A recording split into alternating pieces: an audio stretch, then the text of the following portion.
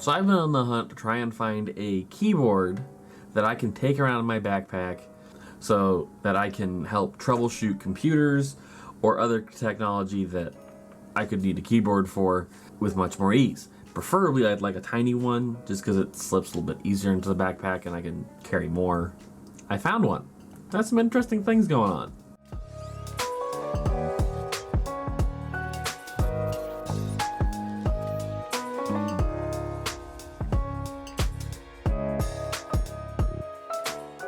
So before I go on, don't forget to like the video if you like the video and subscribe to the channel. Also, link is down below to the merch store. Go get some great merch.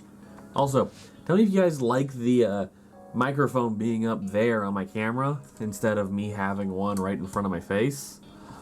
Just because I'm curious. So just leave a comment down below and let me know. So this connects via Bluetooth.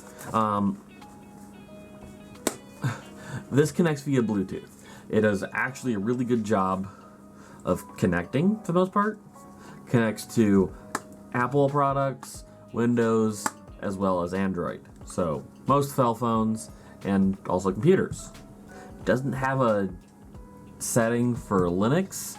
However, I don't think that's a problem because as long as you can get this to connect with the computer, Linux will take care of the rest because that is the nice thing about open source programming. Before we go on, this is the Fossman Mini Bluetooth keyboard. Has a touchpad, a left and right click, both here and on the top left and right corners.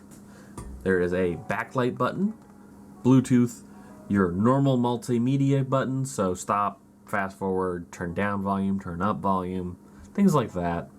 And the function button with, say, W and a couple other buttons. You can change the actual software on this to work with Android, Microsoft, or Apple products. Now, it all sounds really good, right? Well, there's an inherent problem with this, and it's not one that's really these guys' fault. It's Windows' fault. So, I don't really know why this is a thing, but in a lot of Windows products, well, not really Windows products. In computers, when they run Windows, for some reason, a lot of Bluetooth items don't work and connect that well. From all of my little bit of researching that I could do on this, it seems to mostly be a Windows problem because the products that don't have this problem just happen to be owned by or made by Microsoft in some manner. So it's a thing. I'm not sure if I agree with it. No, I'm very sure I don't agree with it. But neither here nor there. The only reason I found this out is because this had I'm going to drop this so many times. This has a problem when you're typing with your computer. Every now and then while you're typing, all of a sudden it'll just lose connection. When it regains connection, everything you typed will then be entered. Makes it a little hard to figure out if you made a mistake in one of your words, then you have to go back. Sometimes actually when you do this, it'll just hold down the F button and just go forever. Again, you can start to see a problem here. So, I tested this then on my cell phone. Perfectly connected, didn't have a problem. You can start to see where I'm getting a little angry. The buttons are at least big enough that I don't press down on one on my own, which is nice. So I'm debating, because it really works better with my cell phone, if I should actually include this in a future video I'm about to do. I'm trying to make a bit of a ultimate gaming experience for mobile gaming. So do get subscribed for that. Now let's talk about the actual thing. Like I said, the buttons pretty good. It's gonna be membrane at this size. You can't really get a mechanical keyboard this small. I would love to see the Switch manufacturers that try to now. Has these nice little grips right here. I do kind of wish they had something on the back which would make it a little easier for me to not drop this thing so much. But that's neither here nor there. I can kind of take care of that myself. A off-on button right on the top, and little indicators for Bluetooth, battery charging, battery dead, and I don't know what that other button light is for. Where's my instructions? I don't know where they went.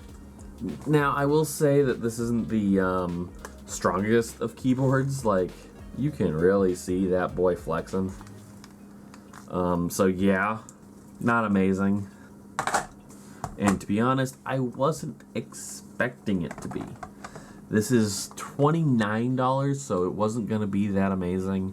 Actually, from the picture, if you don't read this, you might actually think this is a full-size keyboard. But no, this is a very tiny, tiny keyboard.